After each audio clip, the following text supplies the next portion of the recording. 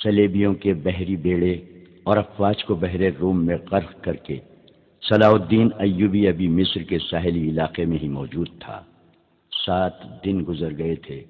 صلیبیوں سے تاوان وصول کیا جا چکا تھا، مگر بحر روم ابھی تک بچے کچے بحری جہازوں کو، کشتیوں کو نگل اور انسانوں کو اگل رہا تھا۔ صلیبی ملاح اور سپاہ جلتے جہازوں سے سمندر میں کود گئے تھے۔ دور سمندر کے وسط میں 7 روز بعد بھی چند ایک جہازوں کے بادبان پھڑ پھڑاتے نظر آتے تھے۔ ان میں کوئی انسان نہیں تھا۔ پھٹے ہوئے بادبانوں نے جہازوں کو سمندر کے رحم و کرم پر چھوڑ دیا تھا۔ صلاح الدین ایوبی نے ان کی تلاشی کے لیے کشتیاں روانہ کر دی تھیں اور ہدایات دی تھیں کہ اگر کوئی جہاز یا کشتی کام کی ہو تو وہ رسوں سے گھسیٹ لائیں، اور جو اس قابل نہ ہو ان میں سے سامان اور کام کی دیگر چیزیں نکال لائیں۔ کشتیاں چلی گئی تھیں اور جہازوں سے سامان لایا جا رہا تھا۔ ان میں زیادہ تر اسلحہ اور کھانے پینے کا سامان تھا یا لاشیں۔ سمندر میں لاشوں کا یہ عالم تھا کہ نہریں انہیں اٹھا اٹھا کر ساحل پر پٹک رہی تھیں۔ ان میں کچھ تو جلی ہوئی تھی اور کچھ مچھلیوں کی کھائی ہوئی۔ بہت سی ایسی تھی جن میں تیر پیوست تھے۔ صلاح الدین ایوبی نے صلیبیوں کے تیروں، نیزوں، تلواروں اور دیگر اسلحہ کا معائنہ بڑی غور سے کیا تھا اور انہیں اپنی اسلحہ کے ساتھ رکھ کر مضبوطی اور مار کا مقابلہ کیا تھا۔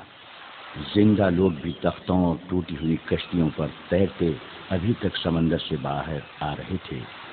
ان بھوکے، پیاسے، تھکے اور ہارے ہوئے لوگوں کو لہریں جہاں کہیں ساحل پر لا پھینکتی تھیں، وہ وہیں نڈھال ہو کر گر پڑتے اور مسلمان انہیں پکڑ کر لاتے تھے۔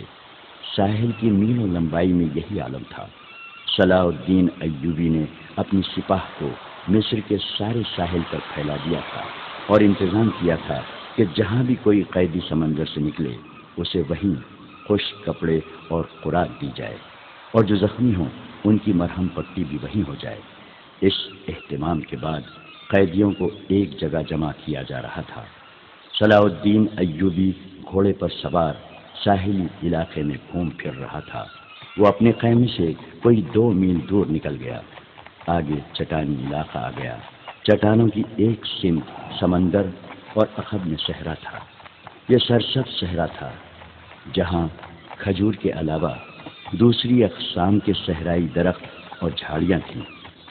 صلاح الدین ایوبی گھوڑے سے اترا اور پیدل چٹانوں کے دامن میں چل پڑا۔ محافظ دستے کے 4 سوار اس کے ساتھ تھے۔ اس نے اپنا گھوڑا محافظوں کے حوالے کیا اور انہیں وہیں ٹھہرنے کو کہا۔ اس کے ساتھ 3 سالار تھے۔ ان میں اس کا رفیق خاص بہاؤالدین شداد بھی تھا۔ وہ اس مورکے سے ایک ہی روز پہلے عرب سے اس کے پاس آیا تھا۔ انہوں نے بھی گھوڑے محافظوں کے حوالے کیے اور سلطان کے ساتھ ساتھ چلنے لگے۔ موسم سرد تھا، سمندر میں تلاطم نہیں تھا۔ لہریں آتی تھیں اور چٹانوں سے دور ہی سے واپس چلی جاتی تھیں۔ ایوبی ٹہلتے ٹہلتے دور نکل گیا اور محافظ دستے کی نظروں سے اوجھل ہو گیا۔ اس کے آگے اور پیچھے بائیں طرف اونچی اونچی چٹانیں اور دائیں طرف ساحل کی ریت تھی۔ وہ ایک چٹان پر کھڑا ہو گیا جس کی بلندی 2 یا 2.5 گز تھی۔ اس نے بحر روم کی طرف دیکھا۔ یوں معلوم ہوتا تھا جیسے سمندر کی نیلاہٹ سلطان ایوبی کی آنکھوں میں اتر آئی ہو۔ اس کے چہرے پر فتح و نصرت کی مسرت تھی۔ اس کی گردن کچھ زیادہ ہی تن گئی تھی۔ اس نے ناک سکیڑ کر کہا، کس قدر تعفن ہے۔ اس کی اور سالاروں کی نظریں ساحل پر گھومنے لگیں۔ پھڑ پھڑانے کی آوازیں سنائی دی اور پھر ہلکی ہلکی چیخیں اور سیٹیاں سی سنائی دی۔ اوپر سے 3-4 گدھ پر پھیلائے اترتے دکھائی دیے اور چٹان کی اوٹ میں جدھر ساحل تھا اتر گئے۔ ایوبی نے کہا، لاشیں ہیں۔ ادھر گیا تو 15-20 گز دور گدھ 3 لاشوں کو کھا رہے تھے۔ ایک گدھ ایک انسانی کھوپڑی پنجوں میں دبوچ کر اڑا اور جب فضا میں چکر کاٹا تو کھوپڑی اس کے پنجوں سے چھوٹ گئی اور صلاح الدین ایوبی کے سامنے آ گری۔ کھوپڑی کی آنکھیں کھلی ہوئی تھیں، جیسے صلاح الدین ایوبی کو دیکھ رہی ہوں۔ چہرے اور بالوں سے صاف پتہ چلتا تھا کہ یہ کسی سلیبی کی کھوپڑی ہے۔ ایوبی کچھ دیر کھوپڑی کو دیکھتا رہا، پھر اس نے اپنے سالاروں کی طرف دیکھا اور کہا، ان لوگوں کی کھوپڑیاں مسلمانوں کی کھوپڑیوں سے بہتر ہیں۔ یہ ان کھوپڑیوں کا کمال ہے کہ ہماری خلافت عورت اور شراب کی نظر ہوتی جا رہی ہے۔ سلیبی چوہوں کی طرح سلطنت اسلامیہ کو ہڑپ کرتے چلے جا رہے ہیں۔ ایک سالار نے کہا، اور ہمارے بادشاہ انہیں جزیہ دے رہے ہیں۔ شداد نے کہا، فلسطین پر سلیبی قابض ہیں۔ سلطان، کیا ہم امید رکھ سکتے ہیں کہ ہم فلسطین سے انہیں نکال سکیں گے؟ خدا کی ذات سے مایوس نہ ہو شداد، صلاح الدین نے کہا، ہم اپنے بھائیوں کی ذات سے مایوس ہو چکے ہیں۔ ایک اور سالار بولا، تم ٹھیک کہتے ہو۔ سلطان ایوبی نے کہا، حملہ جو باہر سے ہوتا ہے اسے ہم روک سکتے ہیں۔ کیا تم میں سے کوئی سوچ بھی سکتا تھا کہ کفار کے اتنے بڑے بحری بیڑے کو تم اتنی تھوڑی طاقت سے نظر آتش کر کے ڈبو سکو گے؟ تم نے شاید اندازہ نہیں کیا کہ اس بیڑے میں جو لشکر آ رہا تھا وہ سارے مصر پر مکھیوں کی طرح چھا جاتا۔ اللہ نے ہمیں ہمت دی اور ہم نے کھلے میدان میں نہیں بلکہ صرف گھات لگا کر اس لشکر کو سمندر کی تہ میں گم کر دیا۔ مگر میرے دوستو، حملہ جو اندر سے ہوتا ہے اسے تم آسانی سے نہیں روک سکتے۔ جب تمہارا اپنا بھائی تم پر وار کرے گا تو تم پہلے یہ سوچو گے، کیا تم پر واقعی بھائی نے وار کیا ہے؟ تمہارے بازو میں اس کے خلاف تلوار اٹھانے کی طاقت نہیں ہوگی۔ اگر تلوار اٹھاؤ گے اور اپنے بھائی سے تیغ آزمائی کرو گے تو دشمن موقع غنیمت جان کر دونوں کو ختم کر دے گا۔ وہ آہستہ آہستہ ساحل پر چٹان کے ساتھ ساتھ جا رہا تھا۔ چلتے چلتے رک گیا، جھک کر ریت سے کچھ اٹھایا اور ہتھیلی پہ رکھ کر سب کو دکھایا۔ یہ ہتھیلی جتنی بڑی سلیب تھی وہ سیاہ لکڑی کی بنی ہوئی تھی۔ اس کے ساتھ ایک مضبوط دھاگا تھا۔ اس نے ان لاشوں کے بکھرے ہوئے اعضا کو دیکھا جنہیں گدھ کھا رہے تھے، پھر کھوپڑی کو دیکھا جو گدھ کے پنجوں سے اس کے سامنے گری تھی۔ وہ تیز تیز قدم اٹھاتا کھوپڑی تک پہنچ گیا۔ 3 گدھ کھوپڑی کی ملکیت پر لڑ رہے تھے۔ صلاح الدین ایوبی کو دیکھ کر پرے چلے گئے۔ صلاح الدین ایوبی نے سلیب کھوپڑی پر رکھ دی اور دوڑ کر اپنے سالاروں سے جا ملا۔ کہنے لگا، میں نے سلیبیوں کے ایک قیدی افسر سے باتیں کی تھی۔ اس کے گلے میں بھی جو سلیب تھی۔ اس نے بتایا کہ سلیبی لشکر میں جو بھرتی ہوتا ہے اس سے سلیب پر ہاتھ رکھ کر حلف لیا جاتا ہے کہ وہ سلیب کے نام پر جان کی بازی لگا کر لڑے گا اور وہ روئے زمین سے آخری مسلمان کو بھی ختم کر کے دم لے گا۔ اس حلف کے بعد ہر لشکری کے گلے میں سلیب لٹکا دی جاتی ہے۔ یہ سلیب مجھے ریت سے ملی ہے، معلوم نہیں کس کی تھی۔ میں نے اس کھوپڑی پر رکھ دی تاکہ اس کی روح سلیب کے بغیر نہ رہے۔ اس نے سلیب کی خاطر جان دی ہے۔ سپاہی کو سپاہی کے حلف کا احترام کرنا چاہیے۔ سلطان، شداد نے کہا، یہ تو آپ کو معلوم ہے کہ سلیبی یروشلم کے مسلمان باشندوں کا کتنا کچھ احترام کر رہے ہیں۔ وہاں سے مسلمان بیوی بچوں کو ساتھ لے کر بھاگ رہے ہیں۔ ہماری بیٹیوں کی آبرو لوٹی جا رہی ہے۔ ہمارے قیدیوں کو انہوں نے ابھی تک نہیں چھوڑا۔ مسلمان جانوروں کی سی زندگی بسر کر رہے ہیں۔ کیا ہم ان عیسائیوں سے انتقام نہیں لیں گے؟ انتقام نہیں، صلاح الدین ایوبی نے کہا، ہم فلسطین لیں گے، مگر فلسطین کے راستے میں ہمارے اپنے حکمران حائل ہیں۔ وہ چلتے چلتے رک گیا اور بولا، کفار نے سلیب پر ہاتھ رکھ کر سلطنت اسلامیہ کے خاتمے کا حلف اٹھایا ہے۔ میں نے اپنے اللہ کے حضور کھڑے ہو کر اور ہاتھ اپنے سینے پر رکھ کر قسم کھائی ہے کہ فلسطین ضرور لوں گا اور سلطنت اسلامیہ کی سرحدیں افق تک لے جاؤں گا۔ مگر میرے رفیقوں، مجھے اپنی تاریخ کا مستقبل کچھ روشن نظر نہیں آتا۔ ایک وقت تھا کہ عیسائی بادشاہ تھے اور ہم جنگجو۔ اب ہمارے بزرگ بادشاہ بنتے جا رہے ہیں اور عیسائی جنگجو۔ دونوں قوموں کا رجحان دیکھ کر میں کہہ رہا ہوں کہ ایک وقت آئے گا جب مسلمان بادشاہ بن جائیں گے مگر عیسائی ان پر حکومت کریں گے۔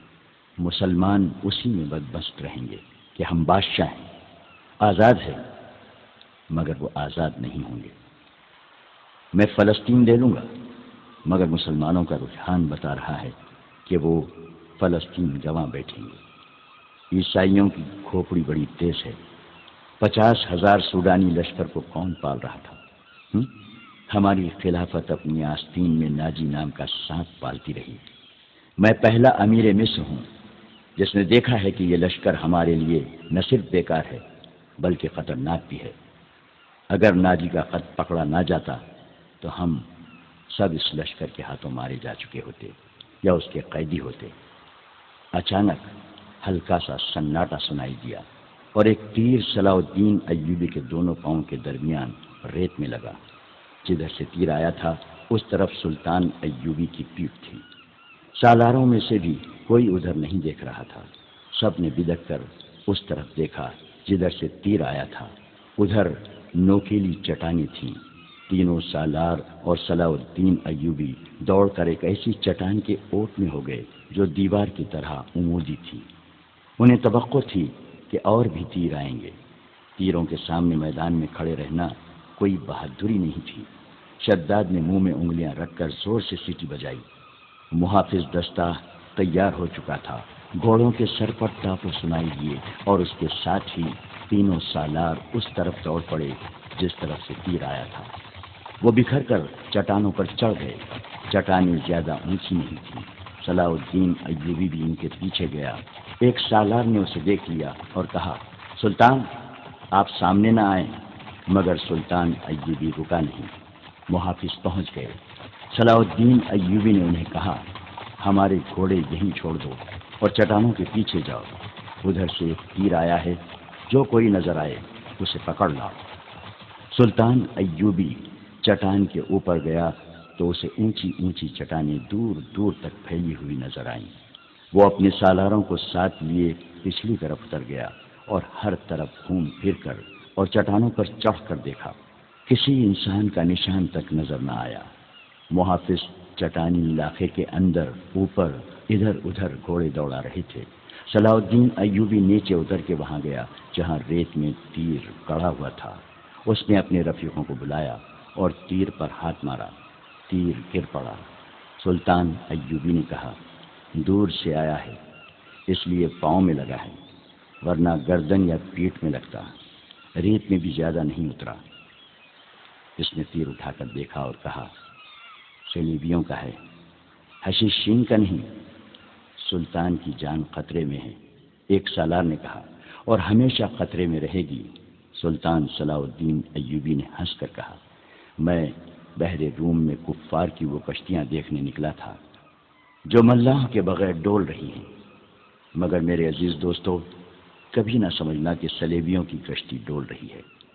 وہ پھر آئیں گے، گھٹاؤں کی طرح گرجتے آئیں گے اور برسیں گے بھی، لیکن وہ زمین کے نیچے سے اور پیٹھ کے پیچھے سے بھی وار کریں گے۔ ہمیں اب صلیبیوں سے ایسی جنگ لڑنی ہے جو صرف فوجیں نہیں لڑیں گی۔ میں جنگی تربیت میں ایک اضافہ کر رہا ہوں۔ یہ فن حرب و ضرب کا نیا باب ہے۔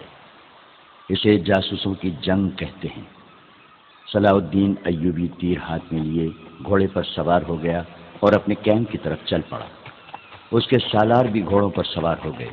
ان میں سے ایک نے سلطان کی دائیں طرف اپنا گھوڑا کر لیا، ایک نے بائیں کو، اور ایک نے اپنا گھوڑا اس کے بالکل پیچھے اور قریب رکھا تاکہ کسی بھی طرف سے تیر آئے تو صلاح الدین ایوبی تک نہ پہنچ سکے۔ صلاح الدین ایوبی نے اس تیر پر ذرا سی بھی پریشانی کا اظہار نہ کیا جو کسی نے اسے قتل کرنے کے لیے چلایا تھا۔ اپنے رفیق سالاروں کو اپنے خیمے میں بٹھائے ہوئے وہ بتا رہا تھا کہ جاسوس اور شب خون مارنے والے دستے کس قدر نقصان کرتے ہیں۔ وہ کہہ رہا تھا، میں علی بن سفیان کو ایک ہدایت دے چکا ہوں، لیکن اس پر عمل درآمد نہیں ہو سکا، کیونکہ فوراً ہی مجھے اس حملے کی خبر ملی اور عمل درآمد دھرا رہ گیا۔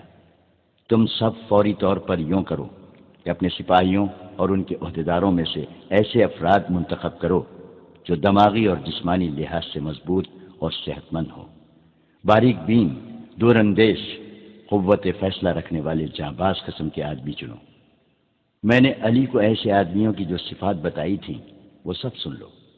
ان میں اونٹ کی مانند زیادہ سے زیادہ دن بھوک اور پیاس برداشت کرنے کی قوت ہو، چیتے کی طرح جھپٹتا جانتے ہوں، عقاب کی طرح ان کی نظریں تیز ہوں، خرگوش اور ہرن کی طرح دوڑ سکتے ہوں، مسلح دشمن سے ہتھیار کے بغیر بھی لڑ سکیں، ان میں شراب اور کسی دوسری نشاور چیز کی عادت نہ ہو، کسی لالچ میں نہ آئیں، عورت کتنی ہی حسین مل جائے اور زر جواہرات کے انبار ان کے قدموں میں لگا دیے جائیں، وہ نظر اپنے فرض پر رکھیں۔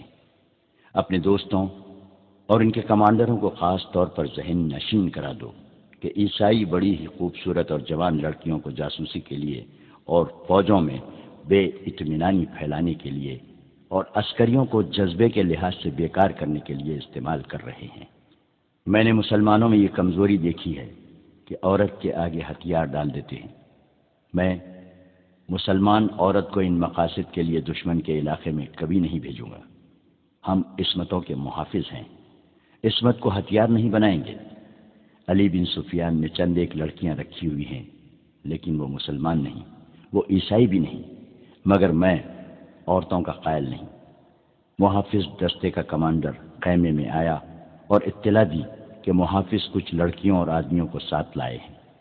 سلطان ایوبی باہر نکلا، اس کے تینوں سالار بھی ساتھ تھے۔ باہر 5 آدمی کھڑے تھے جن کے لمبے چوغے، دستاریں اور ڈھیل ڈول بتا رہی تھی کہ تاجر ہیں اور سفر میں ہیں۔ ان کے ساتھ 7 لڑکیاں تھیں، 7 جوان تھیں اور ایک سے بڑھ کر ایک خوبصورت۔ ان محافظوں میں سے ایک نے جو سلطان پر تیر چلانے والے کی تلاش میں گئے تھے بتایا کہ انہوں نے تمام علاقہ چھان مارا، انہیں کوئی آدمی نظر نہیں آیا۔ دور پیچھے گئے تو یہ لوگ 3 اونٹوں کے ساتھ ڈیرا ڈالے ہوئے تھے۔ کیا ان کی تلاشی لی ہے؟ ایک سالار نے پوچھا۔ لی ہے، محافظ نے جواب دیا۔ یہ کہتے ہیں کہ تاجر ہیں، ان کا سارا سامان کھلوا کر دیکھا ہے، جامع تلاشی بھی لی ہے۔ ان کے پاس ان خنجروں کے سوا اور ہتھیار نہیں۔ ان کے 5 خنجر سلطان ایوبی کے قدموں میں رکھ دیے۔ ہم مراکش کے تاجر ہیں، ایک تاجر نے کہا، سکندریہ تک جائیں گے۔ 2 روز گزرے، ہمارا قیام یہاں سے 10 کوس پیچھے تھا۔ پرسوں شام یہ لڑکیاں ہمارے پاس آئیں، ان کے کپڑے بھیگے ہوئے تھے۔ انہوں نے بتایا کہ یہ سسلی کی رہنے والی ہیں۔ انہیں عیسائی فوج کا ایک کمانڈر گھروں سے پکڑ کر ساتھ لے آیا اور ایک بحری جہاز میں جا سوار کیا۔ ان کے ماں باپ غریب ہیں، یہ کہتی ہیں کہ بے شمار جہاز اور کشتیاں چل پڑی۔ لڑکیوں والے جہاز میں چند اور کمانڈر قسم کے آدمی تھے اور ان کی فوج بھی تھی۔ وہ سب ان لڑکیوں کے ساتھ شراب پی کر عیش و عشرت کرتے رہے۔ اس ساحل کے قریب آئے تو جہازوں پر آگ کے گولے گرنے لگے، تمام لوگ جہازوں سے سمندر میں کودنے لگے۔ ان لڑکیوں کو انہوں نے ایک کشتی میں بٹھا کر جہاز سے سمندر میں اتار دیا۔ یہ بتاتی ہیں کہ انہیں کشتی چلانی نہیں آتی۔ کشتی سمندر میں ڈولتی اور بھٹکتی رہی، پھر ایک روز خود ہی ساحل سے آ لگی۔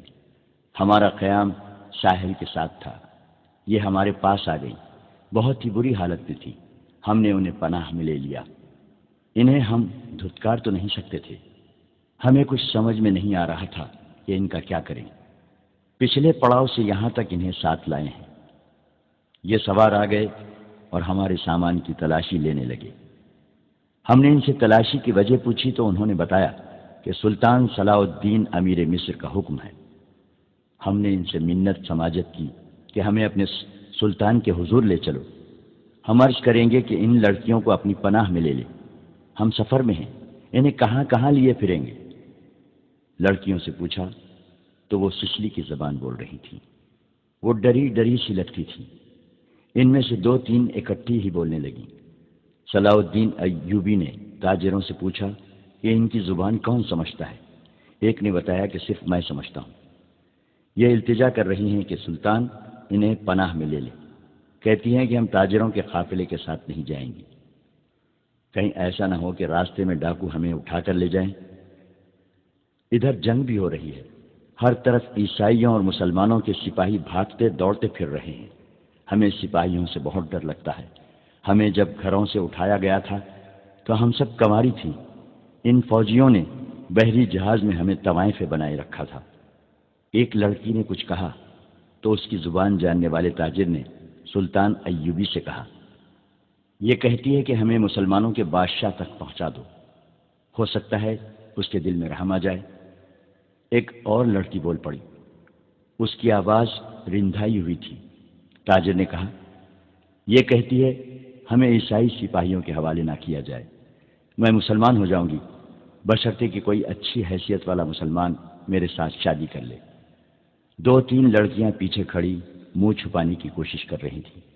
ان کے چہروں پر گھبراہٹ تھی، بات کرتے شرماتی یا ڈرتی تھیں۔ صلاح الدین ایوبی نے تاجر سے کہا، انہیں کہو کہ یہ عیسائیوں کے پاس نہیں جانا چاہتی، لیکن ہم انہیں اسلام قبول کرنے پر مجبور نہیں کر سکتے۔ یہ لڑکی جو کہہ رہی ہے کہ مسلمان ہو جائے گی بشرطے کہ کوئی مسلمان اس کے ساتھ شادی کر لے، اسے کہو کہ میں اس کی پیشکش قبول نہیں کر سکتا، کیونکہ یہ خوف اور مجبوری کے عالم میں اسلام قبول کرنا چاہتی ہے۔ انہیں بتاؤ کہ انہیں مجھ پر اعتماد ہے تو میں انہیں اسلام کی بیٹیوں کی طرح پناہ میں لیتا ہوں۔ اپنے دارالحکومت میں جا کر یہ انتظام کر دوں گا کہ انہیں عیسائی راہبوں یا کسی پادری کے پاس بھجوا دوں گا۔ پادری یروشلم میں ہوں گے۔ دوسری صورت یہ ہے کہ جب عیسائی قیدیوں کو آزاد کیا جائے گا تو میں کوشش کروں گا کہ ان کی شادیاں قابل اعتماد اور اچھی حیثیت کے قیدیوں کے ساتھ کرا دوں، اور انہیں یہ بھی بتا دو کہ کسی مسلمان کو ان سے ملنے کی اجازت نہیں ہوگی، اور نہ انہیں اجازت ہوگی کہ کسی مسلمان سے ملیں۔ ان کی ضروریات اور عزت کا خیال رکھا جائے گا۔ تاجر نے لڑکیوں کو ان کی زبان میں سلطان ایوبی کی ساری باتیں بتائیں تو ان کے چہروں پر رونق آ گئی، وہ ان شرائط پر رضامند ہو گئی۔ تاجر شکریہ ادا کر کے چلے گئے۔ سلطان صلاح الدین ایوبی نے لڑکیوں کے لیے الگ خیمہ لگانے اور خیمے کے باہر ہر وقت ایک سنتری موجود رہنے کا حکم دیا۔ وہ خیمے کی جگہ بتانے ہی لگا تھا کہ 6 صلیبی قیدی سلطان ایوبی کے سامنے لائے گئے۔ وہ بہت ہی بری حالت میں تھے۔ ان کے کپڑے بھیگے ہوئے تھے، کپڑوں پر خون بھی تھا، ریت بھی۔ ان کے چہرے لاشوں کی مانند تھے۔ ان کے متعلق بتایا گیا کہ 1.5-2 میل دور ساحل پر بے سود پڑے تھے۔ وہ ٹوٹی ہوئی کشتی پر تیر رہے تھے۔ ایک دن کشتی پانی بھر جانے سے ڈوب گئی۔ یہ سب تیر کر ساحل تک پہنچے۔ کشتی میں 22 آدمی سوار تھے، صرف یہ 6 زندہ بچے ہیں۔ ان سے چلا نہیں جاتا تھا۔ یہ صلیبی لشکر کے سپاہی تھے۔ یہ سب دھڑام سے بیٹھ گئے۔ ان میں سے ایک چہرے مہرے سے لگتا تھا کہ معمولی سپاہی نہیں ہے۔ وہ کراہ رہا تھا۔ اس کے کپڑوں پر خون کا ایک دھبا بھی نہ تھا، مگر زخمیوں سے زیادہ تکلیف میں معلوم ہوتا تھا۔ اس نے 7 لڑکیوں کو غور سے دیکھا، پھر کراہنے لگا۔ یہ سلطان صلاح الدین ایوبی کا حکم تھا کہ ہر ایک قیدی اسے دکھایا جائے۔ چونکہ قیدی ابھی تک سمندر سے بچ کر نکل رہے تھے، اس لیے ہر ایک قیدی سلطان ایوبی کے سامنے لایا جاتا تھا۔ اس نے ان قیدیوں کو بھی دیکھا، کسی سے کوئی بات نہ کی، البتہ اس قیدی کو جو سب سے زیادہ کراہ رہا تھا اور جس کے جسم پر کوئی زخم نہ تھا، سلطان نے غور سے دیکھا اور آہستہ سے اپنے سالاروں سے کہا، علی بن سفیان ابھی تک نہیں آیا؟ ان تمام قیدیوں سے جو اب تک ہمارے پاس آ چکے ہیں بہت کچھ پوچھنا ہے، ان سے معلومات لینی ہے۔ اس نے اس قیدی کی طرف دیکھ کر کہا، یہ آدمی کمانڈر معلوم ہوتا ہے، اسے نظر میں رکھنا، اور جب علی بن سفیان آئے تو اسے کہنا کہ اس سے تفصیلی پوچھ تاچھ کرے۔ معلوم ہوتا ہے کہ اندر کی چوٹیں آئی ہیں، شاید پسلیاں ٹوٹی ہوئی ہیں۔ انہیں فوراً زخمی قیدیوں کے خیموں میں پہنچا دو، انہیں کھلاؤ پلاؤ اور ان کی مرہم پٹی کرو۔ قیدیوں کو اس طرف لے جایا گیا جس طرف زخمی قیدیوں کے خیمے تھے۔ لڑکیاں انہیں جاتا دیکھتی رہیں، پھر ان لڑکیوں کو بھی لے گئے۔ فوج کے خیموں سے تھوڑی دور لڑکیوں کے لیے خیمہ نصب کیا جا رہا تھا۔ وہاں سے کوئی 100 قدم دور زخمی قیدیوں کے خیمے تھے، وہاں بھی ایک خیمہ گاڑا جا رہا تھا اور 6 نئے زخمی قیدی زمین پر لیٹے ہوئے تھے۔ لڑکیاں ان کی طرف دیکھ رہی تھیں۔ دونوں خیمے کھڑے ہو گئے۔ لڑکیاں اپنے خیمے میں چلی گئیں اور زخمیوں کو ان کے اپنے خیمے میں لے گئے۔ ایک سنتری لڑکیوں کے خیمے کے باہر کھڑا ہو گیا۔ لڑکیوں کے لیے کھانا آ گیا جو انہوں نے کھا لیا۔ پھر ایک لڑکی خیمے سے باہر نکل کر اس خیمے کی طرف دیکھنے لگی جس میں نئے 6 زخمی قیدیوں کو لے گئے تھے۔ اس کے چہرے پر اب گھبراہٹ اور خوف کا کوئی تاثر نہیں تھا۔ سنتری نے اسے دیکھا اور اس نے سنتری کو دیکھا۔ لڑکی نے مسکرا کر اشارہ کیا کہ وہ زخمیوں کے خیمے کی طرف جانا چاہتی ہے۔ سنتری نے سر ہلا کر اسے روک دیا۔ لڑکیوں کو خیمے سے دور جانے یا کسی سے ملنے کی اجازت نہیں تھی۔ لڑکیوں اور 6 زخمیوں کے خیموں کے درمیان بہت سے درخت تھے۔ بائیں طرف مٹی کا ایک ٹیلہ تھا جس پر جھاڑیاں تھیں۔ سورج غروب ہو گیا، پھر رات تاریک ہونے لگی۔ کیمپ کے گول گپاٹے پر نیند غالب آنے لگی اور پھر زخمیوں کے کراہنے کی آوازیں رات کے سکوت میں کچھ زیادہ ہی صاف سنائی دینے لگی۔ دور پرے بحیرے روم کا شور دبی دبی مسلسل گونج کی طرح سنائی دے رہا تھا۔ صلاح الدین ایوبی کے اس جنگی کیمپ میں جاگنے والوں میں چند ایک سنتری تھے یا وہ زخمی قیدی جنہیں زخم سونے نہیں دیتے تھے، یا صلاح الدین ایوبی کے خیمے کے اندر دن کا سما تھا۔ وہاں کسی کو نیند نہیں آئی تھی۔ سلطان ایوبی کے 3 سالار اس کے پاس بیٹھے تھے اور ہر محافظ دستہ بیدار تھا۔ سلطان ایوبی نے ایک بار پھر کہا، علی بن سفیان ابھی تک نہیں آیا؟ اس کے لہجے میں تشویش تھی۔ اس نے کہا، اس کا قاصد بھی نہیں آیا۔ اگر کوئی گڑبڑ ہوتی تو اطلاع آ چکی ہوتی، ایک سالار نے کہا۔ معلوم ہوتا ہے وہاں سب ٹھیک ہے۔ امید تو یہی رکھنی چاہیے، صلاح الدین ایوبی نے کہا، لیکن 50,000 کے لشکر نے بغاوت کر دی تو سنبھالنا مشکل ہو جائے گا۔ وہاں ہماری نفری 1,500 سوار اور 2,700 پیادے ہیں۔ ان کے مقابلے میں سوڈانی بہتر اور تجربہ کار عسکری ہیں اور تعداد میں بہت زیادہ۔ ناجی اور اس کے سازشی ٹولے کے خاتمے کے بعد بغاوت ممکن نظر نہیں آتی۔ ایک اور سالار نے کہا، قیادت کے بغیر سپاہی بغاوت نہیں کریں گے، پیش بندی ضروری ہے۔ صلاح الدین ایوبی نے کہا، لیکن علی آ جائے تو پتہ چلے گا کہ پیش بندی کس قسم کی جائے۔ صلیبیوں کے روکنے کے لیے تو سلطان ایوبی خود آیا تھا، لیکن دارالحکومت میں سوڈانی فوج کی بغاوت کا خطرہ تھا۔ علی بن سفیان کو سلطان ایوبی نے وہیں چھوڑ دیا تھا تاکہ وہ سوڈانی لشکر پر نظر رکھے اور بغاوت کو اپنے خصوصی فن سے دبانے کی کوشش کرے۔ اسے اب تک صلاح الدین ایوبی کے پاس آ کر وہاں کے احوال و کوائف بتانے تھے، مگر وہ نہیں آیا تھا، جس سے سلطان ایوبی بے چین ہوا جا رہا تھا۔ وہ جب اپنے سالاروں کے ساتھ قاہرہ کی صورتحال کے متعلق باتیں کر رہا تھا، اس کا تمام کیمپ گہری نیند سو چکا تھا، مگر وہ 7 لڑکیاں جاگ رہی تھیں جنہیں سلطان ایوبی نے پناہ میں لے لیا تھا۔ ایک بار سنتری نے خیمے کا پردہ اٹھا کر دیکھا، اندر دیا جل رہا تھا۔ پردہ ہٹتے ہی لڑکیاں قراٹے لینے لگیں۔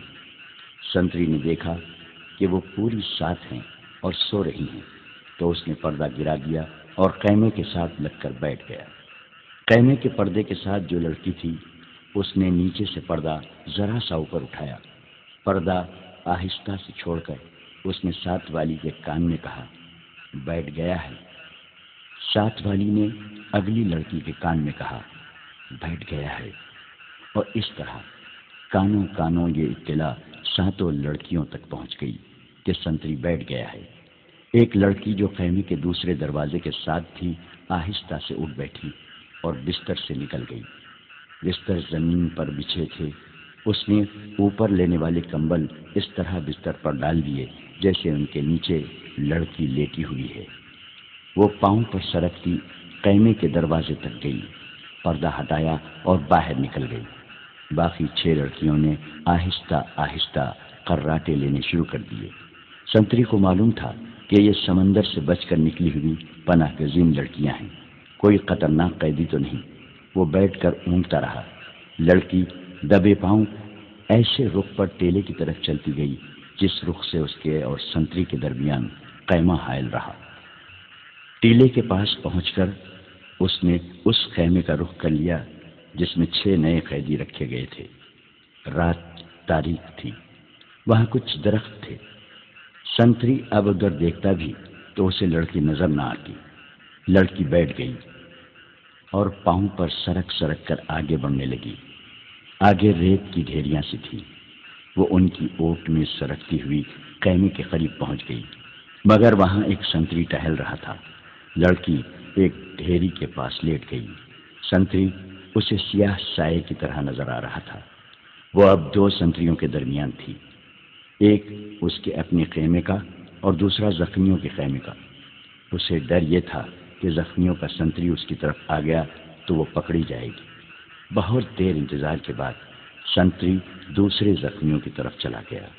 लड़की हाथों और घुटनों के बल चलती कैमे तक पहुंच गई और पर्दा उठाकर अंदर चली गई। अंदर अंधेरा था।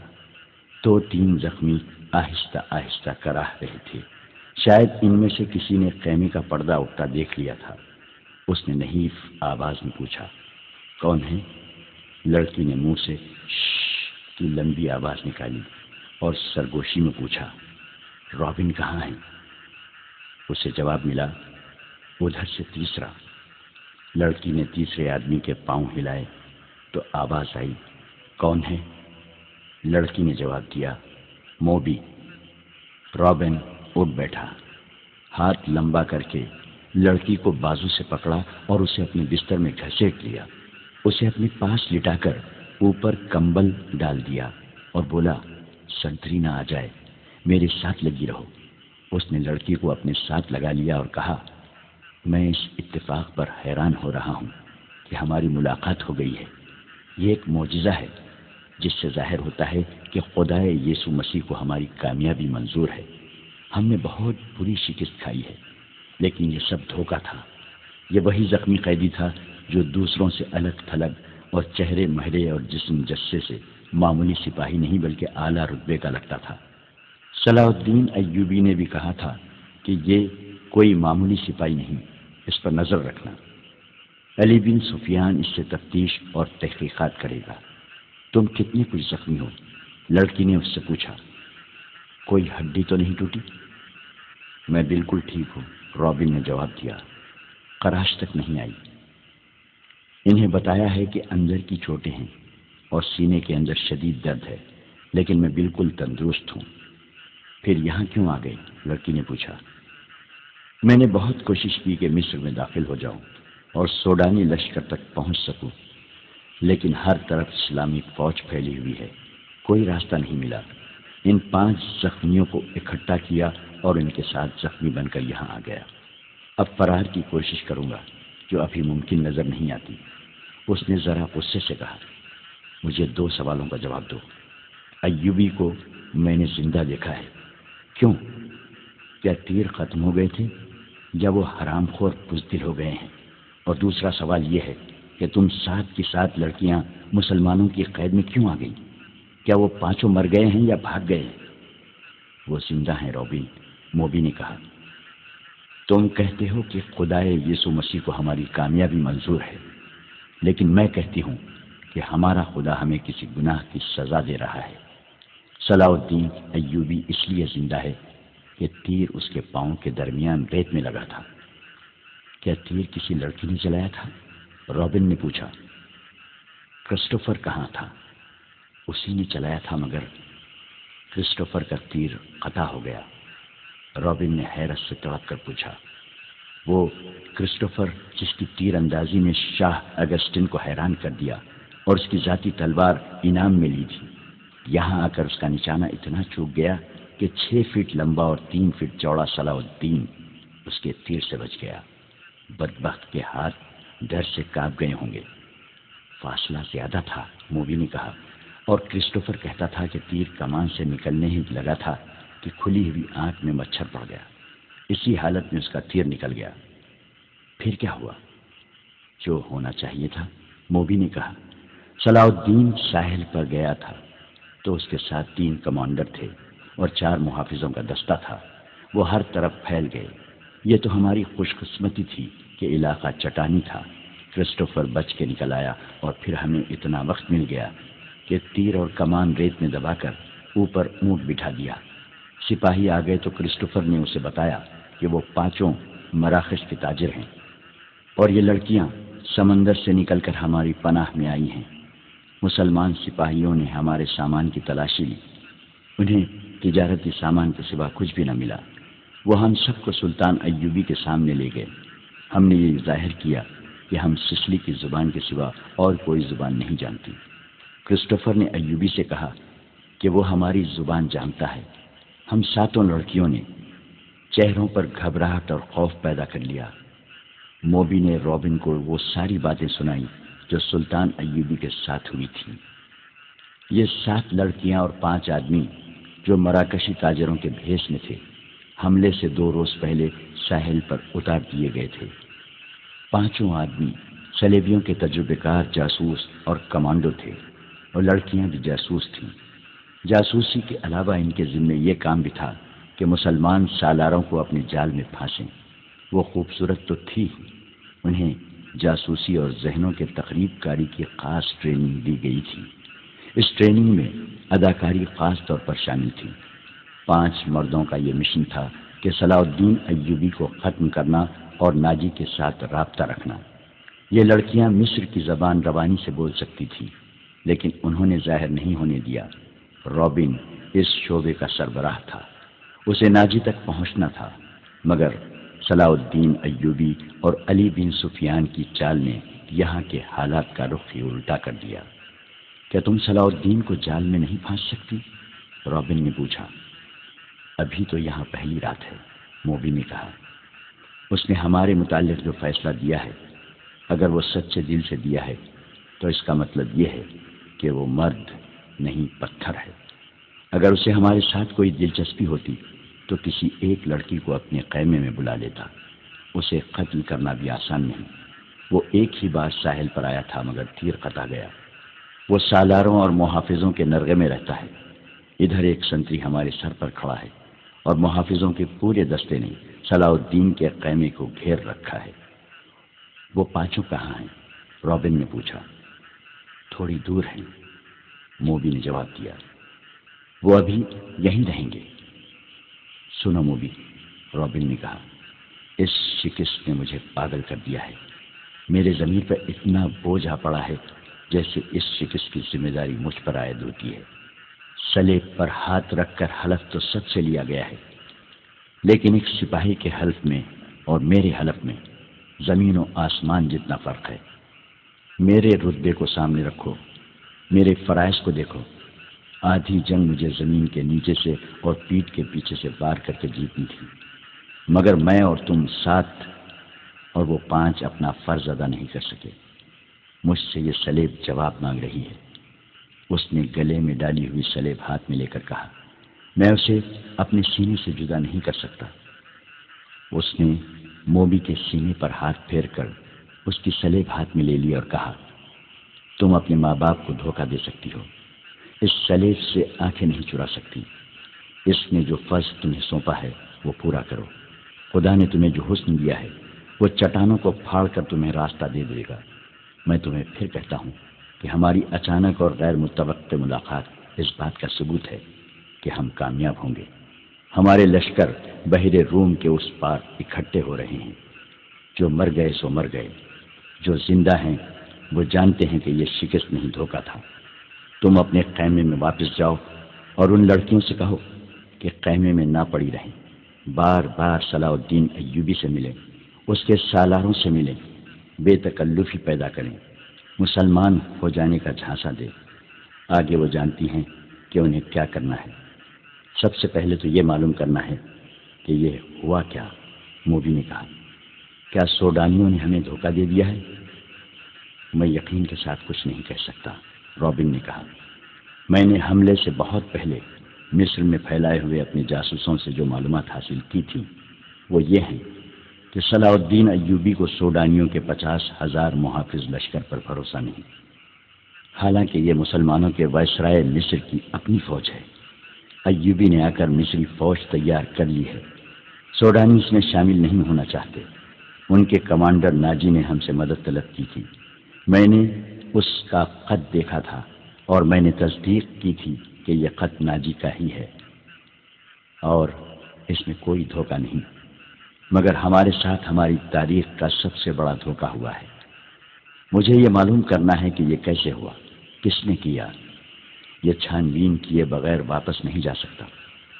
شاہ اگسٹس نے بڑے فخر سے کہا تھا کہ میں مسلمانوں کے گھروں کے اندر کے بھید معلوم کر کے ان کی بنیادیں ہلا دوں گا۔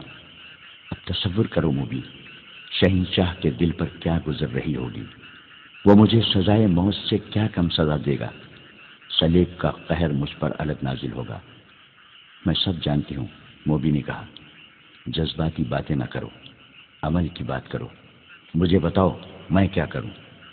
رابن کے اعصاب پر اپنا فرض اور شکست کا احساس اس حد تک غالب تھا کہ اسے یہ بھی احساس نہیں تھا کہ موبی جیسی دلکش لڑکی جس کے ایک ایک نقش اور جسم کے انگ انگ میں شراب کا تلسم بھرا ہوا تھا اس کے سینے سے لگی ہوئی ہے، اور اس کے ریشم جیسے ملائم اور لمبے بال اس کے آدھے چہرے کو ڈھانپے ہوئے ہیں۔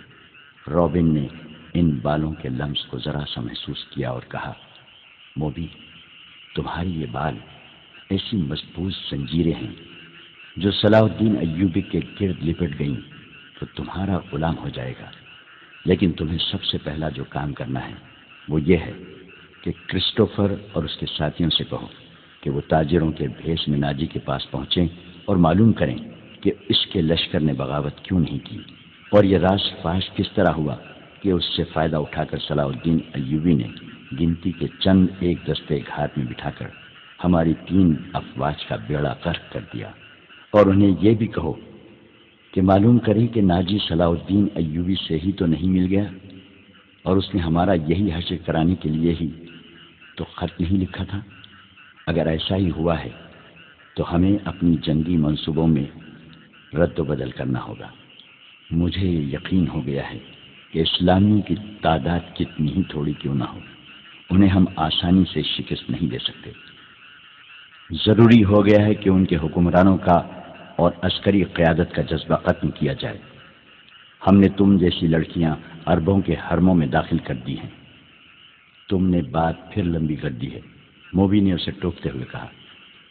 ہم اپنے گھر میں ایک بستر پر نہیں لیٹے ہوئے ہیں کہ بڑے مزے سے ایک دوسرے کو کہانیاں سناتے رہیں۔ ہم دشمن کے کیمپ میں قید اور پابند ہیں، باہر سنتری پھر رہے ہیں، رات گزرتی جا رہی ہے، ہمارے پاس لمبی باتوں کا وقت نہیں ہے، ہمارا مشن تباہ ہو چکا ہے۔ اب بتاؤ کہ ان حالات میں ہمارا مشن کیا ہونا چاہیے۔ ہم 7 لڑکیاں اور 6 مرد ہیں، ہم کیا کریں؟ ایک یہ کہ ناجی کے پاس جائیں اور اس کے دھوکے کی چھان بین کریں، پھر کسے اطلاع دیں؟ تم کہاں ملو گے؟ میں یہاں سے فرار ہو جاؤں گا، رابن نے کہا، لیکن فرار سے پہلے اس کیمپ، اس کی نفری اور ایوبی کے آئندہ عزائم کے متعلق تفصیل معلوم کروں گا۔ اس شخص کے متعلق ہمیں بہت چوکنا رہنا ہوگا۔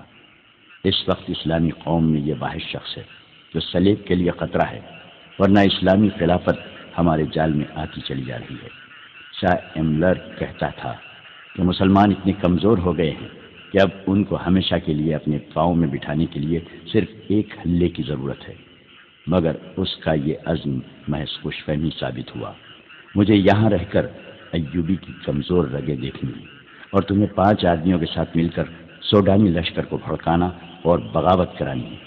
نہایت ضروری یہ ہے کہ ایوبی زندہ نہ رہے۔ اگر وہ زندہ رہے تو ہمارے اس قید خانے میں زندہ رہے جہاں وہ عمر کی آخری گھڑی تک سورج نہ دیکھ سکے اور رات کو آسمان کا اسے ایک بھی تارا نظر نہ آئے۔ تم پہلے اپنے خیمے میں جاؤ اور اپنی 6 لڑکیوں کو ان کا کام سمجھا دو۔ انہیں خاص طور پر ذہن نشین کرا دو کہ اس آدمی کا نام علی بن سفیان ہے جسے ان ریشمی بالوں، شربتی آنکھوں اور اتنے دلکش جسموں سے ایسا بیکار کرنا ہے کہ وہ صلاح الدین ایوبی کے کام کا نہ رہے، اور اگر ہو سکے تو اس کے اور صلاح الدین ایوبی کے درمیان ایسی غلط فہمی پیدا کرنی ہے کہ وہ ایک دوسرے کے دشمن ہو جائے۔ تم سب اچھی طرح جانتی ہو کہ دو مردوں میں غلط فہمی اور دشمنی کس طرح پیدا کی جاتی ہے۔ جاؤ اور لڑکیوں کو مکمل ہدایت دے کر کرسٹوفر کے پاس پہنچو، اسے میرا سلام کہنا، اور یہ بھی کہنا کہ تیرے تیر کو ایوبی پر آ کر ہی خطا ہونا تھا۔ اب اس گناہ کا کفارہ ادا کرو اور جو کام تمہیں سونپا گیا ہے وہ 100% پورا کرو۔ رابن نے موبی کے بالوں کو چوم کر کہا، تمہیں صلیب پر اپنی عزت بھی قربان کرنا پڑے گی، لیکن خدائے یسوع مسیح کی نظروں میں تم مریم کی طرح کماری ہوگی۔ اسلام کو جڑ سے اکھاڑنا ہے۔ ہم نے یروشلم لے لیا ہے، مصر بھی ہمارا ہوگا۔ موبی رابن کے بستر سے نکلی اور خیمے کے پردے کے پاس جا کر پردہ اٹھایا، باہر جھانکا۔ اندھیرے میں اسے کچھ بھی نظر نہ آیا۔ وہ باہر نکل گئی اور خیمے کی اوٹ سے دیکھا کہ سنتری کہاں ہے۔ اسے دور کسی کے گنگنانے کی آواز سنائی دی۔ یہ سنتری ہی ہو سکتا تھا۔ موبی چل پڑی، درختوں سے گزرتی، قدم قدم پر پیچھے دیکھتی۔ وہ ٹیلے تک پہنچ گئی اور اپنے خیمے کا رخ کر لیا۔ نصف راستہ طے کیا ہوگا کہ اسے دو آدمیوں کی دبی دبی باتوں کی آوازیں سنائی دینے لگی۔ یہ آوازیں اس کے خیمے کے قریب معلوم ہوتی تھیں۔ اسے یہ خطرہ نظر آنے لگا کہ سنتری نے معلوم کر لیا ہے کہ ایک لڑکی غائب ہے اور وہ کسی دوسرے سنتری کو یا اپنے کمانڈر کو بلا لیا ہے۔ اس نے سوچا کہ خیمے میں جانے کی بجائے اپنے ان 5 ساتھیوں کے پاس چلی جائے جو مراکشی تاجروں کے بھیس میں کوئی 1.5 میل دور خیمہ زن تھے۔ مگر اسے یہ خیال بھی آ گیا کہ اس کی گمشدگی سے باقی لڑکیوں پر مصیبت آ جائے گی۔ وہ تھی تو پوری چالاک، پھر بھی ان پر پابندیاں سخت ہونے کا خطرہ تھا اور کوئی چارہ کار بھی نہ تھا۔ موبی ذرا آگے اور چلی گئی تاکہ ان دونوں آدمیوں کی باتیں سن سکے۔ ان کی زبان وہ سمجھتی تھی۔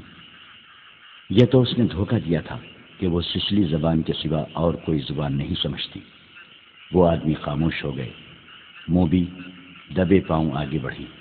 اسے بائیں طرف قدموں کی آہٹ سنائی دی۔ اس نے چونک کر دیکھا، درختوں کے درمیان سے ایک سیاہ سایہ جو کسی انسان کا تھا جاتا نظر آیا۔ اس نے رخ بدل لیا اور ٹیلے کی طرف آنے لگا۔ موبی کوئی خطرہ مول نہیں لینا چاہتی تھی۔ وہ ٹیلے پر چڑھنے لگی۔ ٹیلا اونچا نہیں تھا، پر ہی وہ اوپر چلی گئی۔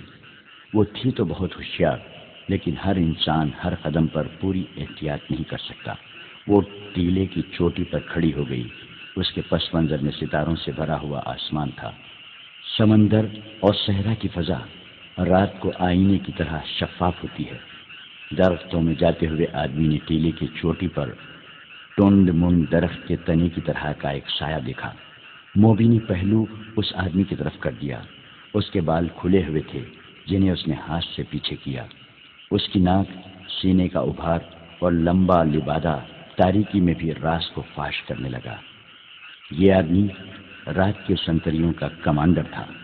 وہ آدھی رات کے وقت کیمپ کی گشت پر نکلا اور سنتریوں کو دیکھتا پھر رہا تھا۔ یہ سنتریوں کی تبدیلی کا وقت تھا۔ کمانڈر اس لیے زیادہ چوکس تھا کہ سلطان ایوبی 3 سالاروں کے ساتھ کیمپ میں موجود تھا۔ سلطان ڈسپلن کا بڑا ہی سخت تھا۔ ہر کسی کو ہر لمحہ خطرہ لگا رہتا تھا کہ سلطان رات کو اٹھ کر گشت پر آ جائے گا۔ کمانڈر سمجھ گیا کہ ٹیلے پر کوئی لڑکی کھڑی ہے۔ اسی شام کمانڈروں کو خبردار کیا گیا تھا کہ صلیبیوں نے جاسوسی اور تخریب کاری کے لیے لڑکیوں کو استعمال کرنا شروع کر دیا ہے۔ یہ لڑکیاں صحرائی خانہ بدوش کے بہروپ میں بھی ہو سکتی ہیں اور ایسی غریب لڑکیوں کے بھیس میں بھی جو فوجی کیمپوں میں کھانے کے لیے بھیک مانگنے آتی ہیں، اور یہ لڑکیاں اپنے آپ کو مغویہ اور مظلوم ظاہر کر کے پناہ بھی مانگ سکتی ہیں۔ کمانڈروں کو بتایا گیا تھا کہ آج 7 لڑکیاں سلطان کی پناہ میں آئی ہیں جنہیں بظاہر رحم کر کے مگر انہیں مشتبہ سمجھ کر پناہ میں لے لیا گیا ہے۔ اس کمانڈر نے یہ احکام سن کر اپنے ایک ساتھی سے کہا تھا، اللہ کرے ایسی کوئی لڑکی مجھ سے پناہ مانگے، اور وہ دونوں ہنس پڑے تھے۔ اب آدھی رات کے وقت جب سارا کیمپ سو رہا تھا، اسے ٹیلے پر ایک لڑکی کا حلیہ نظر آ رہا تھا۔ پہلے تو وہ ڈرا کہ یہ چڑیل یا جن ہو سکتا ہے۔ اس نے نئے سنتری کو لڑکیوں کے خیمے پر کھڑا کر کے اسے بتایا تھا کہ اندر 7 لڑکیاں ہیں۔ اس نے پردہ اٹھا کر دیکھا تو دیے کی پیلی روشنی میں اسے 7 بستر نظر آئے تھے۔ ہر لڑکی نے منہ بھی کمبلوں میں ڈھانپ رکھا تھا۔ سردی زیادہ تھی۔ اس نے اندر جا کر یہ نہیں دیکھا تھا کہ 7واں بستر خالی ہے اور اس پر کمبل اس طرح رکھے گئے ہیں جیسے ان کے نیچے لڑکی سوئی ہوئی ہو۔ اسے معلوم نہیں تھا کہ 7ویں لڑکی ٹیلے پر ان کے سامنے کھڑی ہے۔ وہ کچھ دیر سوچتا رہا کہ اسے آواز دے یا اس تک خود جائے، یا اگر وہ جن چڑیل ہے تو اس کے غائب ہونے کا انتظار کرے۔ تھوڑی سی دیر کے انتظار کے بعد بھی لڑکی غائب نہ ہوئی، بلکہ وہ 2-3 قدم آگے چلی اور پیچھے کو چل پڑی اور پھر رک گئی۔ کمانڈر، جس کا نام فخر المنصوری تھا، آہستہ آہستہ ٹیلے تک گیا اور کہا، کون ہو تم؟ نیچے آؤ۔ لڑکی نے ہرن کی طرح چوکڑی بھری اور ٹیلے کی دوسری طرف اتر گئی۔ فخر کو یقین ہو گیا کہ کوئی انسان ہے، جن چڑیل نہیں۔ وہ تنومن مرد تھا۔ ٹیلا اونچا نہیں تھا۔ وہ لمبے لمبے ڈگ بھرتا ٹیلے پر چڑھ گیا۔ ادھر بھی اندھیرا تھا۔ رات کی خاموشی میں اسے لڑکی کے قدموں کی آہٹ سنائی دی۔ وہ ٹیلے سے دوڑتا اترا اور لڑکی کے پیچھے گیا۔ لڑکی اور تیز دوڑ پڑی۔ فاصلہ بہت تھا، لیکن فخر مرد تھا، فوجی تھا، چیتے کی رفتار سے دوڑ رہا تھا۔ ٹیلے کے پیچھے اونچی نیچی زمین، خشک جھاڑیاں اور کہیں کہیں کوئی درخت تھا۔ بہت سا دوڑ کر فخر المنصوری نے محسوس کیا کہ اس کے آگے تو کوئی بھی نہیں۔ اس نے رک کر ادھر ادھر دیکھا۔ اسے اپنے پیچھے اور بہت سا بائیں کو لڑکی کے قدموں کی آہٹ سنائی دی۔ وہ تربیت یافتہ لڑکی تھی۔ جہاں اسے حسن اور شباب کے استعمال کی تربیت دی گئی تھی، وہاں اسے فوجی ٹریننگ بھی دی گئی اور خنجر زنی کے داؤ پیچ بھی سکھائے گئے تھے۔ وہ ایک درخت کے اوٹ میں چھپ گئی تھی۔ فخر آگے گیا تو وہ دوسری طرف دوڑ پڑی۔ یہ تعاقب آنکھ مچیلی کی مانی تھا۔ فخر کو اندھیرا پریشان کر رہا تھا۔ موبی کے قدم خاموش ہو جاتے تو وہ رک جاتا، قدموں کی آواز سنائی دیتی تو وہ دوڑ پڑتا۔ غصے سے وہ باولا ہوا جا رہا تھا۔ اس نے یہ جان لیا کہ یہ کوئی جوان لڑکی ہے۔ اگر بڑی عمر کی ہوتی تو اتنی تیز اور اتنا زیادہ نہ بھاگ سکتی۔ تعاقب میں فخر 2 میل فاصلہ طے کر گیا۔ موبی نے جھاڑیوں اور اونچی نیچی زمین سے بہت فائدہ اٹھایا۔ اس کے مرد ساتھیوں کا ڈیرا قریب آ گیا تھا۔ وہ دوڑتی ہوئی وہاں تک جا پہنچی۔ اس نے اپنے آدمیوں کو آوازیں دی۔ وہ گھبرا کر جاگے اور خیمے سے باہر آئے۔ ایک نے مشعل جلا لی۔ یہ ڈنڈے کے سرے پر لپٹے ہوئے کپڑے تھے۔ ان کی آگ کی روشنی بہت زیادہ تھی۔ فخر نے تلوار سوت لی اور ہانپتا کانپتا ان کے سامنے جا کھڑا ہوا۔ اس نے دیکھا کہ یہ 5 آدمی لباس سے سفری تاجر نظر آتے ہیں اور مسلمان لگتے ہیں۔ لڑکی ان میں سے ایک کی ٹانگوں کو دونوں بازوؤں میں مضبوطی سے پکڑے بیٹھی ہوئی تھی۔ مشعل کے ناشتے شعلے میں اس کے چہرے پر گھبراہٹ اور خوف نظر آ رہا تھا۔ اس کا سینہ ابھر اور بیٹھ رہا تھا۔ اس کی سانسیں بری طرح اکھڑی ہوئی تھی۔ یہ لڑکی میرے حوالے کر دو، فخر المنصوری نے حکم کے لہجے میں کہا۔ یہ ایک نہیں، ایک آدمی نے التجا کے لہجے میں جواب دیا۔ ہم نے تو 7 لڑکیاں آپ کے سلطان کے حوالے کی ہیں، آپ اسے لے جا سکتے ہیں؟ نہیں، موبی نے اس کی ٹانگوں کو اور مضبوطی سے پکڑتے ہوئے، روتے ہوئے اور خوفزدہ لہجے میں کہا، میں اس کے ساتھ نہیں جاؤں گی۔ یہ لوگ عیسائیوں سے زیادہ وحشی ہیں۔ ان کا سلطان انسان نہیں، سانڈ ہے، درندہ ہے۔ اس نے میری ہڈیاں بھی توڑ دی ہیں۔ میں اس سے بھاگ کر آئی ہوں۔ کون سلطان؟ فخر نے حیران سا ہو کر پوچھا۔ وہی جسے تم سلطان صلاح الدین ایوبی کہتے ہو، موبی نے جواب دیا۔ وہ اب مصر کی عربی بول رہی تھی۔ یہ لڑکی جھوٹ بول رہی ہے، فخر نے کہا اور پوچھا، یہ ہے کون؟ تمہاری کیا لگتی ہے؟ اندر آ جاؤ دوست، باہر سردی ہے، ایک آدمی نے فخر سے کہا۔ تلوار نیام میں ڈال لو، ہم تاجر ہیں، ہم سے آپ کو کیا خطرہ ہے؟ آؤ، اس لڑکی کی بپتا سن لو۔ اس نے آہ بھر کر کہا، میں آپ کے سلطان کو مرد مومن سمجھتا تھا، مگر ایک خوبصورت لڑکی کو دیکھ کر وہ ایمان سے ہاتھ دھو بیٹھا۔ وہ باقی 6 لڑکیوں کا بھی یہی حشر کر رہا ہوگا۔ ان کا یہ حشر دوسرے سالاروں نے کیا ہے۔ موبی نے کہا، شام کو ان بیچاروں کو اپنے خیمے میں لے گئے تھے اور انہیں بے سود کر کے خیمے میں ڈال دیا۔ وہ خیمے میں بے ہوش پڑی ہیں۔ فخر المنصوری تلوار نیام میں ڈال کر ان کے ساتھ خیمے میں چلا گیا۔ اندر جا کر بیٹھے تو ایک آدمی نے آگ جلا کر قہوے کے لیے پانی رکھا اور اس میں جانے کیا کچھ ڈالتا رہا۔ دوسرے آدمی نے فخر سے پوچھا کہ اس کا رتبہ کیا ہے؟ اس نے بتایا کہ وہ کمانڈر اور عہدیدار ہے۔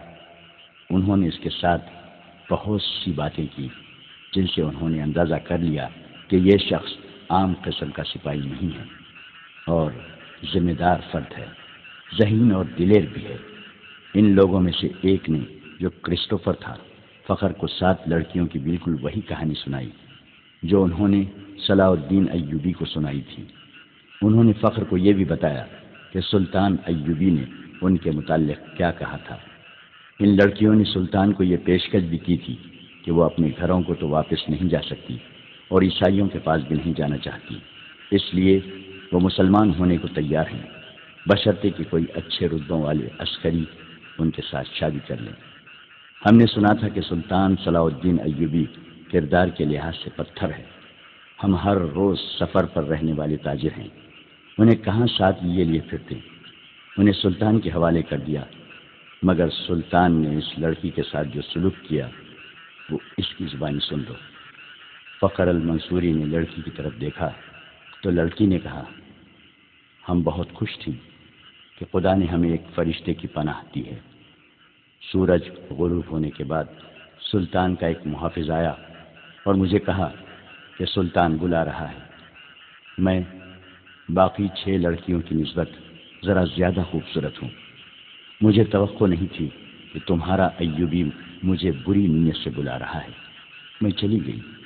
سلطان ایوبی نے شراب کی سراہی کھولی، ایک پیالہ اپنے آگے رکھا اور ایک مجھے دیا۔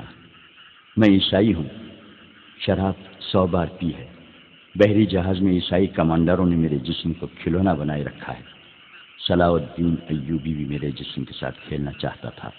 شراب اور مرد میرے لیے کوئی نئی چیزیں نہیں تھیں، لیکن ایوبی کو میں فرشتہ سمجھتی تھی۔ میں اس کے جسم کو اپنے ناپاک جسم سے دور رکھنا چاہتی تھی، مگر وہ ان عیسائیوں سے بدتر نکلا جو مجھے بحری جہاز میں لائے تھے، اور جب ان کا جہاز ڈوبنے لگا تو انہوں نے ہمیں ایک کشتی میں ڈال کر سمندر میں اتار دیا۔ ان میں سے کسی نے ہمارا ساتھ نہ دیا۔ ہمارے جسم چھچوڑے ہوئے اور ہڈیاں چپکی ہوئی تھی۔ خدا نے ہمیں بچا لیا اور اس آدمی کی پناہ میں پھینک دیا جو فرشتے کے روپ میں درندہ ہے۔ مجھے سلطان نے ہی بتایا تھا کہ میرے ساتھ کی باقی 6 لڑکیاں اس کے سالاروں کے خیمے میں ہیں۔ میں نے سلطان کے پاؤں پکڑ کر کہا کہ میرے ساتھ شادی کر لو۔ اس نے کہا کہ اگر تم مجھے پسند کرتی ہو تو شادی کے بغیر تمہیں اپنے حرم میں رکھ لوں گا۔ اس نے میرے ساتھ وحشیوں کا برتاؤ کیا۔ شراب پہ بدمست تھا۔ اس نے مجھے اپنے ساتھ لٹا لیا۔ جو ہی اس کی آنکھ لگی میں وہاں سے بھاگ آئی۔ اگر میری بات کا اعتبار نہ آئے تو اس کے محافظوں سے پوچھ لو۔ اس دوران ایک آدمی نے فخر کو قہوہ پلایا۔ ذرا سی دیر بعد فخر کا مزاج بدلنے لگا۔ اس نے نفرت سے قہقہا لگایا اور کہا، ہمیں حکم دیتے ہیں کہ عورت اور شراب سے دور رہو، اور خود شراب پی کر راتیں عورتوں کے ساتھ گزارتے ہیں۔ فخر محسوس ہی نہ کر سکا کہ لڑکی کی کہانی محض بے بنیاد ہے، اور نہ ہی وہ یہ محسوس کر سکا کہ اس کا مزاج کیوں بدل گیا ہے۔ اسے حشیش پلا دی گئی تھی۔ اس پر ایسا نشہ طاری ہو چکا تھا جسے وہ نشہ نہیں سمجھتا تھا۔ وہ اب اپنے تصوروں میں بادشاہ بن چکا تھا۔ لڑکی کے چہرے پر مشعل کے شعلے کی روشنی ناچ رہی تھی۔ اس کے بکھرے ہوئے سیاہی مائل بھورے بال چمک رہے تھے۔ وہ فخر کو پہلے سے زیادہ حسین نظر آنے لگی۔ اس نے بے تاب ہو کر کہا، تم اگر چاہو تو میں تمہیں پناہ میں لیتا ہوں۔ نہیں، لڑکی ڈر کر پیچھے ہٹ گئی اور بولی، تم بھی میرے ساتھ اپنے سلطان جیسا سلوک کرو گے۔ تم مجھے اپنے خیمے میں لے جاؤ گے اور میں ایک بار پھر تمہارے سلطان کے قبضے میں آ جاؤں گی۔ ہم تو اب دوسری 6 لڑکیوں کو بھی بچانے کی سوچ رہے ہیں، ایک تاجر نے کہا۔ ہم ان کی عزت بچانا چاہتے تھے مگر ہم سے بھول ہوئی۔ فخر المنصوری کی نگاہیں لڑکی پر جمی ہوئی تھیں۔ اس نے اتنی خوبصورت لڑکی کبھی نہیں دیکھی تھی۔ خیمے میں خاموشی طاری ہو گئی جسے کرسٹوفر نے توڑا۔ اس نے کہا، تم عرب سے آئے ہو یا مصری ہو؟ مصری، فخر نے کہا۔ میں 2 جنگیں لڑ چکا ہوں، اسی لیے مجھے یہ عہدہ دیا گیا ہے۔ سوڈانی فوج کہاں ہے جس کا سالار ناجی ہے؟ کرسٹوفر نے پوچھا۔ اس فوج کا ایک سپاہی بھی ہمارے ساتھ نہیں آیا، فخر نے جواب دیا۔ جانتے ہو ایسا کیوں ہوا؟ کرسٹوفر نے کہا۔ سوڈانیوں نے صلاح الدین ایوبی کی امارت اور کمان کو تسلیم نہیں کیا۔ وہ فوج اپنے آپ کو آزاد سمجھتی ہے۔ ناجی نے سلطان ایوبی کو بتایا تھا کہ وہ مصر سے چلے جائیں کیونکہ وہ غیر ملکی ہیں۔ اسی لیے ایوبی نے مصریوں کی فوج بنائی اور لڑانے کے لیے یہاں لے آیا۔ اس نے تم لوگوں کو شرافت اور نیکی کا جھانسا دیا اور خود عیش کر رہا ہے۔ کیا تمہیں مال غنیمت ملا ہے؟ اگر تمہیں ملا بھی تو سونے چاندی کے 2 ٹکڑے مل جائیں گے۔ صلیبیوں کے جہازوں سے بے بہا خزانہ سلطان ایوبی کے ہاتھ آیا ہے۔ وہ سب رات کے اندھیرے میں سینکڑوں اونٹوں پر لاد کر قاہرہ روانہ کر دیا گیا ہے، جہاں سے دمشق اور بغداد چلا جائے گا۔ سوڈانی لشکر کو سلطان نہتہ کر کے غلاموں میں بدل دینا چاہتا ہے۔ پھر عرب سے فوج آ جائے گی اور تم مصری بھی غلام ہو جاؤ گے۔ اس عیسائی کی ہر ایک بات فخر المنصوری کے دل میں اترتی جا رہی تھی۔ اثر باتوں کا نہیں بلکہ موبی کے حسن اور حشیش کا تھا۔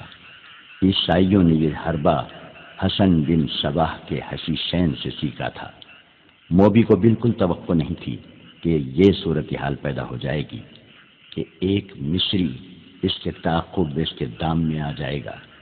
انہیں معلوم ہو گیا کہ فخر مصر کی زبان کے سوا اور کوئی زبان نہیں جانتا۔ موبی نے اپنے 5 ساتھیوں کو سنانا شروع کر دیا کہ رابن زخمی ہونے کا بہانہ کر کے زخمیوں کے خیمے میں پڑا ہے، اور اس نے کہا ہے کہ ناجی سے مل کر معلوم کرو کہ اس نے بغاوت کیوں نہیں کی، یا اس نے اخذ سے صلاح الدین ایوبی پر حملہ کیوں نہیں کیا، اور یہ بھی معلوم کرو کہ اس نے ہمیں دھوکہ تو نہیں دیا۔ وہ باتیں کر رہی تھی تو فخر نے پوچھا، یہ کیا کہہ رہی ہے؟ یہ کہہ رہی ہے، ایک نے جواب دیا، اگر یہ شخص یعنی تم صلاح الدین ایوبی کی فوج میں نہ ہوتے تو یہ تمہارے ساتھ شادی کر لیتی۔ یہ مسلمان ہونے کو بھی تیار ہے، لیکن کہتی ہے کہ اسے اب مسلمانوں پر بھروسہ نہیں رہا۔ فخر نے بے تابی سے لپک کر لڑکی کو بازو میں پکڑا اور اپنی طرف گھسیٹ کر کہا، اگر میں بادشاہ ہوتا تو خدا کی قسم تمہاری خاطر تخت اور تاج قربان کر دیتا۔ اگر شرط یہی ہے کہ میں صلاح الدین ایوبی کو دی ہوئی تلوار پھینک دوں تو یہ لو۔ اس نے کمر بند سے تلوار کھولی اور نیام سمیت لڑکی کے قدموں میں رکھ دی۔ کہا، میں اب سے ایوبی کا سپاہی اور کمانڈر نہیں ہوں، مگر ایک شرط اور بھی ہے۔ لڑکی نے کہا، میں اپنا مذہب تمہاری خاطر ترک کر دیتی ہوں، لیکن صلاح الدین ایوبی سے انتقام ضرور لوں گی۔ کیا اسے میرے ہاتھ سے قتل کرانا چاہتی ہو؟ فخر نے پوچھا۔ لڑکی نے اپنے آدمیوں کی طرف دیکھا، سب نے ایک دوسرے کی طرف دیکھا۔ آخر کرسٹوفر نے کہا، ایک صلاح الدین ایوبی نہ رہا تو کیا فرق پڑے گا؟ ایک اور سلطان آ جائے گا، وہ بھی ایسا ہی ہوگا۔ مصریوں کو آخر غلام ہی ہونا پڑے گا۔ تم ایک کام کرو، سوڈانیوں کے سالار ناجی کے پاس پہنچو اور یہ لڑکی اس کے سامنے کر کے اسے بتاؤ کہ سلطان صلاح الدین ایوبی اصل میں کیا ہے اور اس کے ارادے کیا ہیں۔ ان لوگوں کو یہ تو علم تھا کہ ناجی کا صلیبیوں کے ساتھ رابطہ ہے اور موبی اس کے ساتھ بات کرے گی، لیکن انہیں یہ علم نہیں تھا کہ ناجی اور اس کے معتمد سالار خفیہ طریقے سے مروائے جا چکے ہیں۔ اس تک لڑکی کو ہی جانا تھا، اس کا اکیلے جانا ممکن نہیں تھا۔